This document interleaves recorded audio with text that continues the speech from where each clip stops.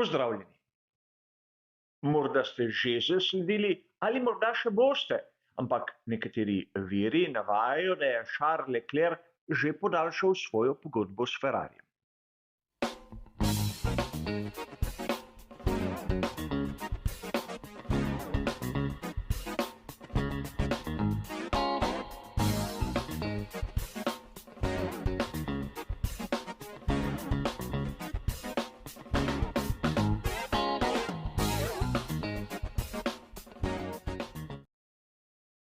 V času poletnega premora se marsikdaj zgodi, da mi navdušenci naletimo na novice, ki imajo izjemno privlačen naslov, a so v resnici nepreverjene in na meji tistega, kar bi lahko dejali kot izmišljene.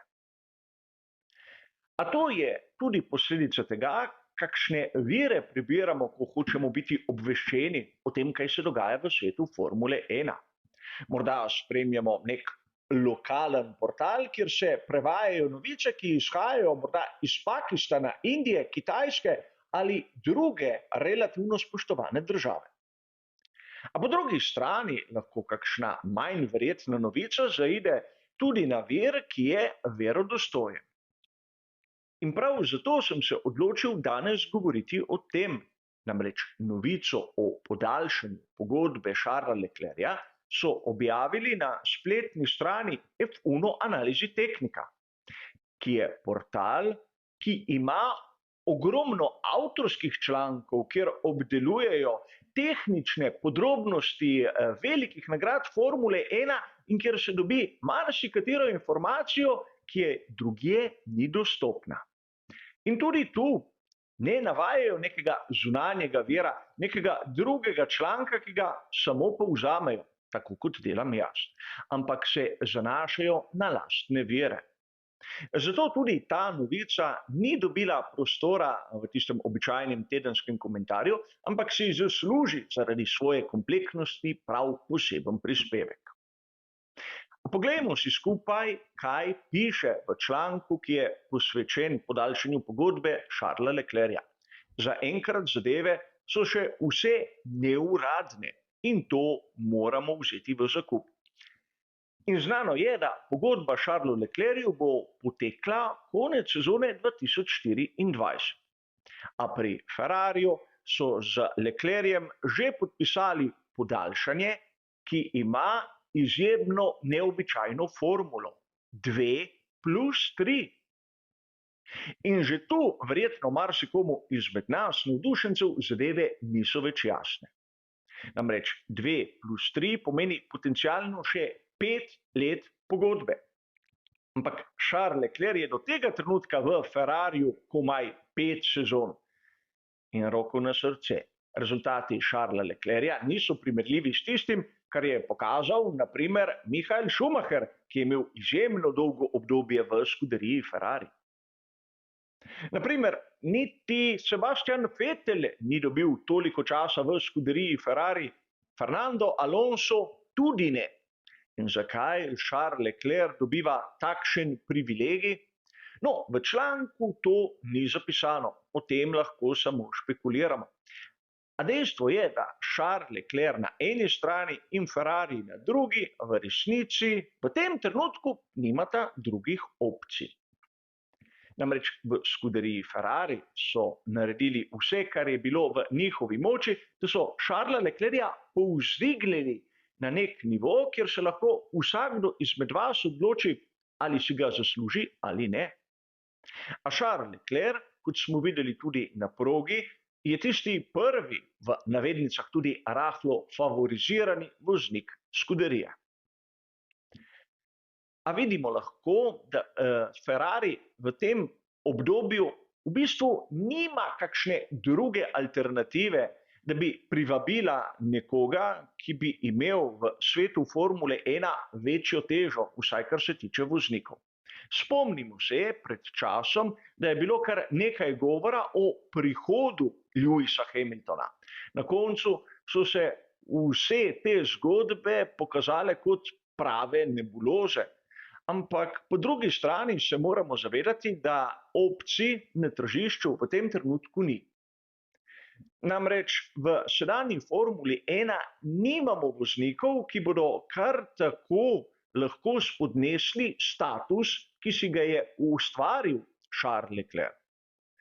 Čeprav imamo potencialno bistveno bolj talentirane voznike, kot so na primer Norris, kot je lahko bo tudi Piastri pri McLarenu, ali pa bi lahko dejali, da Max Verstappen morda nekoč se bo tudi naveličal Red Bulla, ampak v tem kratkoročnem obdobju nihče od njih ne bo prišel v Ferrari, še toliko manj Lewis Hamilton.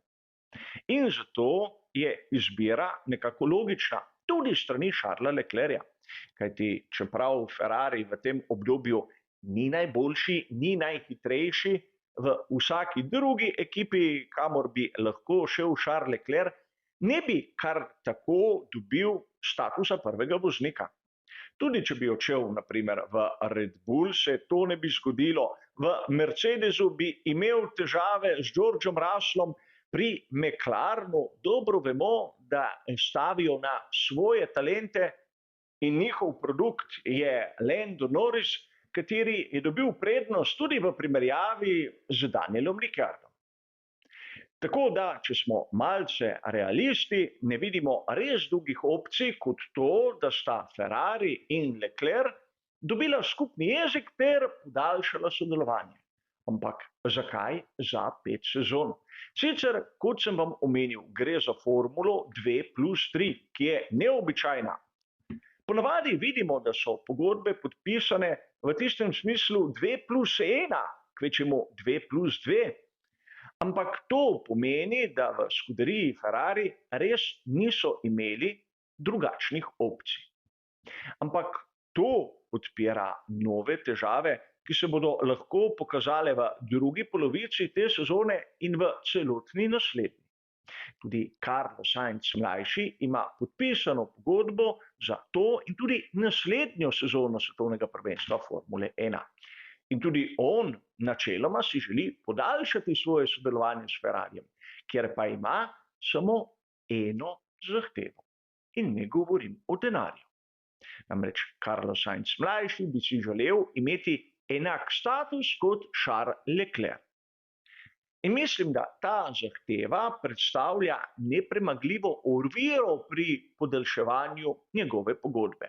Mnogokrat je dokazal, da čeprav na primer na kvalifikacijah ni tako hiter, v bistvu si zasluži imeti enakovreden status in ne onega, ki ga zmeraj žrtvujejo samo zato, da je Charles Leclerc mesto ali dve pred njim. Tudi v letošnji sezoni se je to mnogokrat zgodilo. In obstajajo govorice v ozadju, o katerih smo že govorili, da bi Carlos Sainz mlajši lahko v sezoni 2025 nastopil za ekipo Sauber, takrat že pomišljaj Audi. A kdo naj bi prišel v Ferrari, tudi tu je ogromno govoric, ampak tista, ki je najbolj pogosta, je ona, ki pravi, da bo Alexander Albon zasedel mesto, ki ga ima tokrat Sainz. A to so govorice, ki so še manj potrjene od novice, ki je objavljena v članku omenjenega portala F1 Analizi Tehnika. A vrnimo se k naši temi. Mogoče se bo novica, ki jo je objavil ta spletni portal, začela odbivati od vira do vira.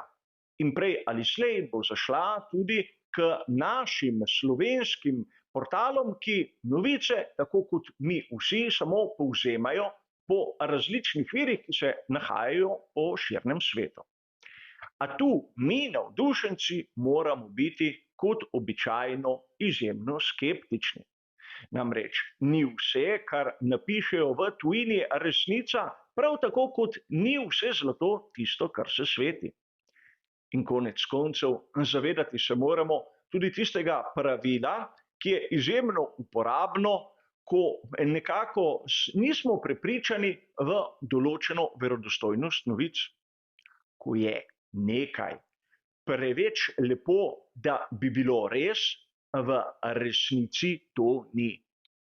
In tudi po mojem osebnem mnenju Charles Leclerc, ukolikor je podpisal pogodbo, ta zagotovo ne bo trajala 5 sezon. Tudi pri Ferrariju pač niso v taki krizi, da bi bili prisiljeni z njim se vezati za tako dolgo obdobje, še posebej glede na rezultate, ki jih je dosegel v preteklih sezonah.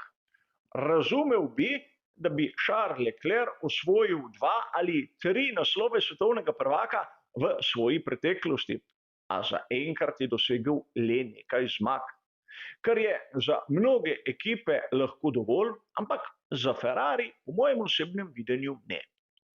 A kot običajno gre za moje videnje, za moje osebno mnenje. Za danes bo pa to vse. Hvala za vašo pozornost in nasvidenje.